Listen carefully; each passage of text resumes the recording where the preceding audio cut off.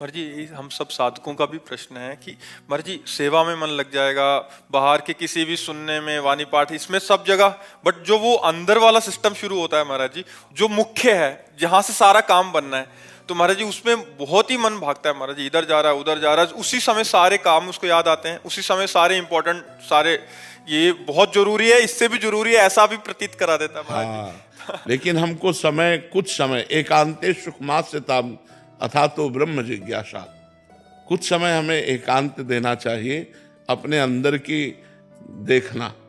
देखो, जब तक आपका स्वप्न पवित्र नहीं होगा, स्वभाव नहीं बदलेगा, आपका सहज चिंतन भगवदाकार नहीं होगा, तब तक बात नहीं बनी।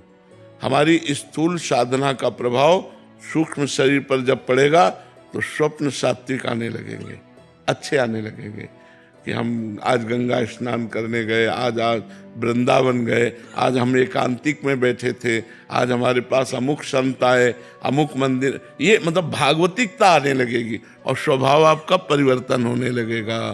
ये टीवी से नहीं होगा, ये उपासना से होगा। उपासना करना है। अब जैसे बहुत से लोग माला ले लिए और टीवी चलाए, लाभ नहीं है, क्योंकि जो अंदर मार पड़नी चाहिए वो नहीं पड़ेगी। आप देख लो, टीवी में चल रहा है, माला भी चल रहा है, और जरा बंद करो टीवी और सुनो जो तुम माला में चला रहे हो। अब देखो मार पड़ती है कि नहीं पड़ती। अंदर अभी भी चिंता पैदा, जलन पैदा होने लगेगी, मन भागेगा। बस यही लड़ाई लड़नी है, और भगा भगा के जाएगा कहाँ वो। नाम में लगाते रहो और मन स्थिर हो गया, बस बात बन गई। वही भगवदाकार मन, सावई मनः कृष्ण पदारविंदयो, मोक्ष का स्वरूप हो गया। विषयों में लगा हुआ मन बंधन का कारण है, भगवान में लगा हुआ मन मोक्ष का कारण है। जब हम किसी नाम मंत्र में कई घंटे अपनी वृत्ति लगाते हैं, तब वृत्तियां हमारी पवित्र होती हैं। नहीं तो हम क्रियाएं भागवतिक करते हैं, वृत्तियां अंदर गंदी बनी रहती बहुत लंबे काल तक। आप अंदर की बात देखना, बाहरी सुधार से कुछ नहीं होना, आंतरिक सुधार चाहिए। बाहरी का, आप मंदिर जाते हैं, आप टीवी में रामायण देखते हैं या रामायण सुनते हैं, संतों के प्रवचन सुनते हैं, सब बाहरी क्रियाएं हो रही हैं। आप आरती पूजा भी करते हैं, आप सब करते हैं, लेकिन आप अंदर झांक के देख लीजिए। ये कोई कल्पना नहीं है, हम तुम सब बिल्कुल साक्षात बैठे हैं, अंदर झांक के देख लीजिए, गणित वही चल रही है। मन की गणित नहीं बदली तो बदला क्या? सहज भजन में गाया गया है कि मन की तरंग मार ले बस हो गया भजन है। जो मन की तरंगे उठ रही उसको शांत कर लो, मन शांत हो गया, भजन हो गया, वो भगवान में स्थित हो गया, बात बन गई। अब कहने को तो 1 मिनट लगा, लेकिन पूरा जन्म लग जाता है भाई। हम लोग उसी के अनुभव में बैठे हैं, बचपन से लगे हैं, तो उसी की तो तार रही है, बचपन से उसी में लगे रहे, तो देख रहे हैं उसके कि कितना खतरनाक चीज है ये। जैसे हम जब 15-16 के थे, हमारी आयु, तो एक परमहंस जी ओंकारानंद सरस्वती जी महाराज थे, नजफगढ़ कानपुर, बहुत ब्रह्मलीन महापुरुष, ब्रह्माकार वृत्ति। तो बहुत हंसे हमें देखकर साधु वेश में, पहले से घर जाया करते थे। तो उनका बच्चा बाबा जी बन गए, संत बन गए। कहा महाराज जी, खूब ठाका मार के हंसे, मतलब वो ब्रह्मानंद में रहते थे। बहुत अच्छा, बहुत अच्छा, पर बच्चा, मन को संभालना बड़ा कठिन है। उन्होंने बताया था, वेश परिवर्तन कर लेना तो सरल है, मन को संभालना बड़ा कठिन है। जी माँ, बड़े बड़े महापुरुषों का संग हुआ तो उनके सामने बोला नहीं जाता, केवल चुपचाप सुना जाता है। जैसे पानी पिया, प्यास लगी हो ना, तो पौशाला में बातें नहीं की जाती, पानी पिया जाता है। तो ऐसे संत गुरुजन महापुरुषों के सामने चतुर वही है जो चुपचाप एकटक उनके चेहरे की तरफ देखते हुए उनकी बातों का पान कर रहा है। तो उनका है, जैसे बंदर सांप को पकड़ लेता है और उसके फण को वृक्ष में रगड़ता है, फिर देखता है अगर सूं हुई तो फिर रगड़ता है, फिर देखा तनिक भी श्वास चल रही तो जब तक श्वास चलती तब तक वो रगड़ता रहता है। ऐसे ही तनिक भी विषय स्फुरण हो तो समझ लेना खतरा है, मन खतरे में पहुंचा देगा। हमें 2 बातें उपदेश की थी, एक ये और दूसरी कही थी बेटा साधु का स्वभाव, बोले जैसे कुत्ते को रोटी डालो आ जाएगा, डंडा दिखाओ हट जाएगा, फिर रोटी डालो फिर आ जाएगा, उसको कोई मान अपमान से मतलब नहीं है। ऐसी स्थिति साधु की होनी चाहिए। बुलाया और डांट दिया, फिर चल दिया, फिर बुलाया ए बाबा आ जा, और फिर डबका दिया। ऐसे कई बार बुलाए तो हर बार बुलाने पे पहुंच जाए तो इसका मतलब इसने अभिमान को जीत लिया है। जिसने अभिमान को जीत लिया और जिसने मन को जीत लिया वही साधु। तो साधना एक बहुत आंतरिक विषय है, इसे हम बाहर से धीरे धीरे अंदर की तरफ यात्रा करें। असतो मां सद्गमय, तमसो मां ज्योतिर्गमय, मृत्युर्मा अमृतम गमय, तभी हम उस रस को प्राप्त कर पाए। महाराज जी एक प्रार्थना और थी, जैसे आपने यहाँ हम सब साधकों के लिए सुबह 1 घंटे का नियम और शाम को 1 घंटे का सामूहिक बैठने का बनाया है। बहुत शिष्य हैं जो आपकी बातों का अनुसरण करते हैं। जैसे आपने बोला कि 11 माला मंत्र की करनी है, इतना वाणी पाठ करना है, ये नाम जप करना है, तो सब कहीं ना कहीं करते हैं महाराज जी। अगर आप महाराज जी आधे घंटे का भी भले नियम दे देंगे कि आधा घंटा बैठिए और उस समय बैठ के कीजिए। महाराज जी हम चलते फिरते 11 माला कर देते हैं, सोफा पे बैठे हैं, टीवी चल रहा है कर देते हैं, क्योंकि आपकी आज्ञा का पालन। तो जो वास्तविकता में बात बननी है महाराज जी, अभी पता लग रहा है महाराज जी, हम भी सब बैठ रहे हैं तो हम पता लग रहा है कि यार बात तो यहीं बननी है, सारा तो खेल यहीं का है। तो महाराज जी अगर आप आधे घंटे का भी या 15 मिनट का या जैसे आपको उचित लगे। हाँ, एक नियम नहीं वैसे तो शास्त्रीय आज्ञा 2 घड़ी की है, 1 घड़ी 24 मिनट कहते हैं। अगर 2 घड़ी बैठ करके हम जप करें तो हमें बहुत लाभ मिलेगा। शास्त्रीय आज्ञा है कि कम से कम 24 घंटे में 2 घड़ी, अगर 2 घड़ी ना कर पावे तो 1 घड़ी 24 मिनट, अगर 1 घड़ी नहीं कर पा रहे हैं तो आधी घड़ी, कम से कम 12 मिनट तो दे दो, कम से कम 12 मिनट तो ऐसे दे दो कि शांत होकर के बैठे। वैसे 24 घंटे में अगर 24 मिनट दे दे तो धन्यवाद है, और अगर 48 मिनट करता है तब तो वो बहुत अच्छी बात है, बड़ा अच्छा साधक बन जाएगा। एकांत में शांत बैठ करके भगवान नाम में, राधा नाम में अपनी चित्तवृत्ति को जोड़ना। अगर आपके पास बिल्कुल समय नहीं है तो 1 घड़ी तो 24 मिनट, फिर बोले उतना भी नहीं तो आप आधी घड़ी से शुरू करो। मतलब महापुरुषों ने कहा 1 घड़ी आधी घड़ी, आधी में पुण्य आदि, तुलसी संगत साधु की हरे कोटि अपराध।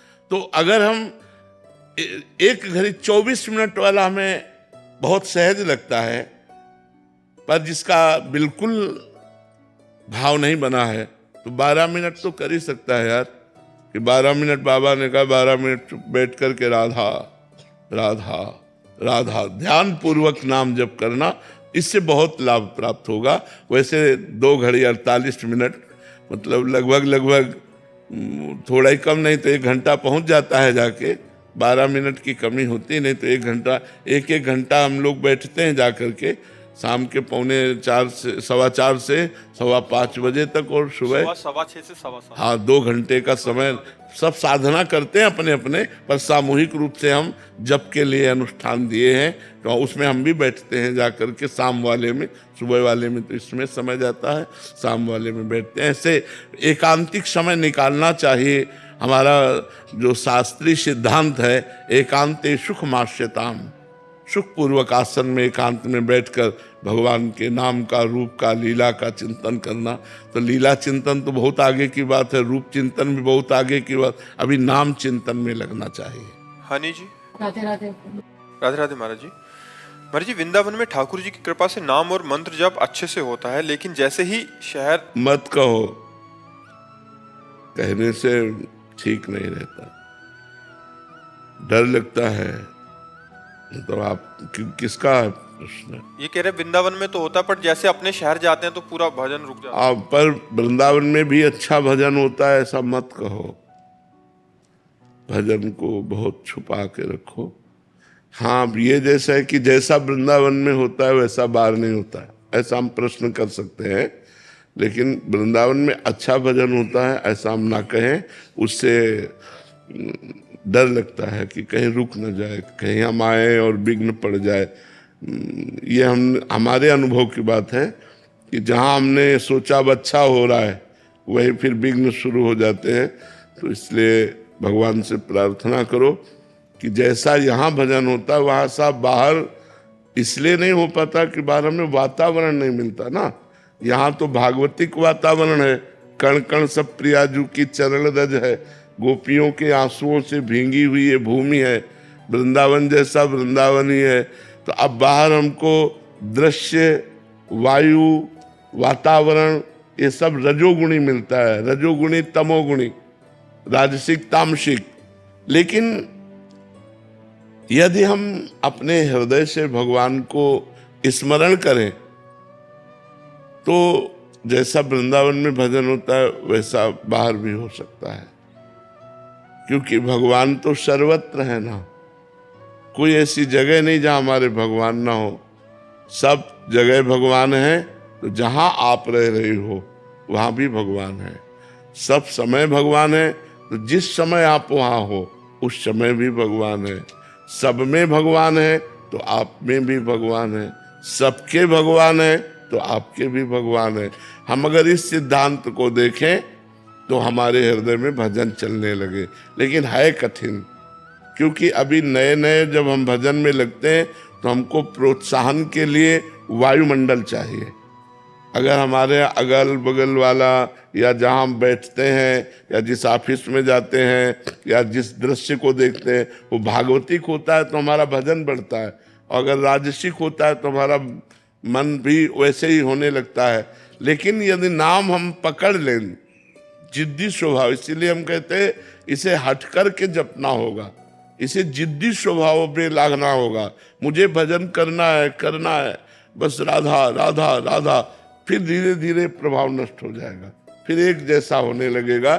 पर वृंदावन जैसा तो वृंदावन ही है, वृंदावन जैसा तो क्योंकि इस भूमि का प्रभाव है। और जगह भजन को पकड़ना पड़ता है और यहाँ भजन आपको पकड़ेगा। यहाँ भजन गहे फिरे बाह, यहाँ चलत फिरत सुनियत यह है श्री राधा वल्लभ लाल। यहाँ तो जिधर देखो राधे राधे राधा राधा, माला लिए देखो। और हमको भी स्मृति आ गई, मान लो हम भूले हुए हैं, सामने देखा वो माला जप रहा है तो हमारे अंदर भी भगवत स्मृति आ गई। लेकिन बाहर देख रहे हैं, सामने संसारिकता है तो वो लुभायमान करती है। ये माया का आकर्षण होता है। जहाँ जैसे लोग होते हैं, जैसा वातावरण होता है, वैसा हमारे हृदय पर प्रभाव पड़ता है। अभी हृदय केवल मायामय है, भागवतिक थोड़ी हो गया है। तो इसलिए हमें प्रयास करना चाहिए हठ पूर्वक नाम जप करने का। यहाँ तो स्वाभाविक चलेगा, यहाँ तो अगर थोड़ा सावधान रहो, अपराध न बने तो स्वाभाविक भजन गए फिर वहाँ। और देश के बसत ही घटत भजन की बात, और वृंदावन में स्वार्थो उलटी भजन हो जात। स्वार्थ के लिए जा रहे हो आप बाजार सब्जी लेने, अब एक वैष्णव के दर्शन हो गए। बोले कहाँ सब्जी मंडी है? बोले बिहारी जी के बगल में है, राधा वल्लभ जी के बगल, भगवान नाम है। यहाँ के पूरा वृंदावन भागवतिक है। तो यहाँ जो सुनो सब भागवतिक, जो देखो सब। आप सहज में चलो तो 50 संतों के दर्शन हो जाएंगे, 50 वैष्णवों के दर्शन हो जाएंगे। गृहस्थ है, माला लिए है, नाम जप कर रहे, हमको भी राधा राधा स्मरण में आता है। यहाँ का वायुमंडल राधा राधा बोलता है। अगर हमारा पवित्र हृदय हो जाए तो सुनाई देगा, पत्ते की खरक से यहाँ राधा राधा बोलता है। यहाँ वृंदावन के वृक्ष को मरम न जाने कोई, डाल डाल यहाँ पात पात में राधे राधे हो। ये परम धाम है ना, तो यहाँ की समानता तो कहीं हो नहीं सकती। पर हमको नाम नहीं छोड़ना चाहिए। हम कहीं भी हो, हमें जबरदस्ती नाम को पकड़े रहना चाहिए, नाम को चलाना चाहिए, तो हमारा समय और जीवन दोनों सार्थक हो जाएगा। दीक्षित जी, वी दीक्षित जी, लखनऊ से। राधे राधे महाराज जी। पर जी भगवान की प्रेरणा तथा बुजुर्गों के संस्कार से प्रभु श्री राम व रामचरितमानस में बचपन से ही अनुराग रहा। महाराज जी आप पूछ रहे हैं कि मन की दुविधा है कि टीवी तथा मोबाइल पर भजन प्रवचन मानस पाठ आदि तो काफी लंबे समय तक सुन पाते हैं, पर जब जप में बैठते हैं तो अधिक समय एकांत। ये प्रारंभिक तो ठीक है, प्रारंभिक जो एकदम संसार से भगवान की तरफ चलना चाहता है, तो आप रामानंद सागर जी की रामायण देख लो, महाभारत देख लो, ये थोड़ा भाव के लिए, लेकिन आध्यात्मिक प्रकाश के लिए साधना करनी पड़ेगी। वो टीवी से नहीं होगी, वो ग्रंथ से होगी। हम रामचरितमानस का स्वाध्याय करें स्वयं, उसका अर्थ पढ़ें स्वयं, चिंतन करें स्वयं, सिया राम नाम जप करें स्वयं, साधना करें स्वयं, तब वो आत्मस्वरूप। टीवी के दर्शन से खास परिवर्तन नहीं होने वाला। थोड़ी देर भाव हमारा बनेगा, इसके बाद फिर माया उस पर धूल डाल देगी। हमको सतत चिंतन करना है। सब साधन कर यह फल सुंदर, प्रभुपद पंकज प्रीति निरंतर। अच्छा, जो सीरियल में अभिनय करने वाले हैं वो सच्चिदानंद तो है नहीं, पार्थिव पांच भौतिक शरीरधारी, और सियाराम जी सच्चिदानंद में है। अब जोड़ कैसे बन सकता है? जो हम देखें वही ध्यान करें और हमें सच्चिदानंद रस मिले, तो ऐसा नहीं हो सकता। जो राम नाम से, सिया राम नाम के रटने से और रामचरितमानस के पढ़ने से, गान करने से, चिंतन करने से सिया राम स्वरूप आएगा, वो आपके अध्यात्म की पुष्टि करेगा। महाराज इनका कि टीवी पे तो जो जैसे लंबे समय तक भजन प्रवचन या सब सुन लेते हैं, पर जब जप में बैठते हैं तो मन बहुत विचलित होता है। नहीं, टीवी का मतलब है बहिर्मुख होना। बस समझो, टीवी का मतलब बहिर्मुख होना, और रामायण का मतलब स्वाध्याय करने का मतलब अंतर्मुख होना। एक एक चौपाई हम पढ़ रहे हैं, हमारी श्रवणेंद्रिय अंतर से लगी हुई, उसमें मन नेत्रेंद्रिय पूरी चेष्टा लगी हुई। और टीवी में इतनी स्वतंत्रता है कि वो चल रहा है, सुन रहे हैं मौज से, लेकिन हम एकाग्र तन्मय जो रामचरितमानस का गान करने में वो नहीं होगी तन्मयता। तो हम इसीलिए कहा बाहरी यंत्र का जो साधन में हमारे सहयोग है वो प्रारंभिक है, ना कि आंतरिक है। जब हम गायन में लगेंगे सुनने के लिए तो हम वहां जाकर बैठते हैं, सुनाओ, अब हम सुनने आए हैं। और अब हम ध्यान में बैठे हैं तो हम सुनेंगे नहीं।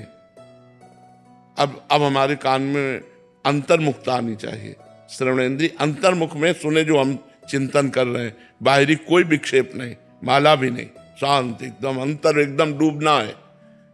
तो प्रारंभिक में तो, लेकिन कब तक हम प्रारंभिक बने रहेंगे? अभी आपको हम जो साधन बता रहे इस पे चलो, देखो मन खिन्न हो जाएगा। जब आप ये बंद कर दोगे ना तो मन आपको शिक्षा देगा कि वैसे तो हम 1 घंटा राजी थे, अब ऐसे 1 घंटा हम नहीं राजी हैं। वो इधर उधर अरुचि आने लगेगी, लेकिन ये आपके आंतरिक मल का साफ करेगा। देखो, जैसे सांप बिल के अंदर बैठा है, ऊपर हम 100 लाठी मार दिए, क्या फर्क पड़ेगा उस पर? यह है टीवी से सुनना। मन सुरक्षित है, वो अपना कारोबार चालू किए समझ रहे? अब अंदर खोद के उस पे लाठी मारना, अब फर्क पड़ेगा। तो ये है अंदर खोद के लाठी मारना।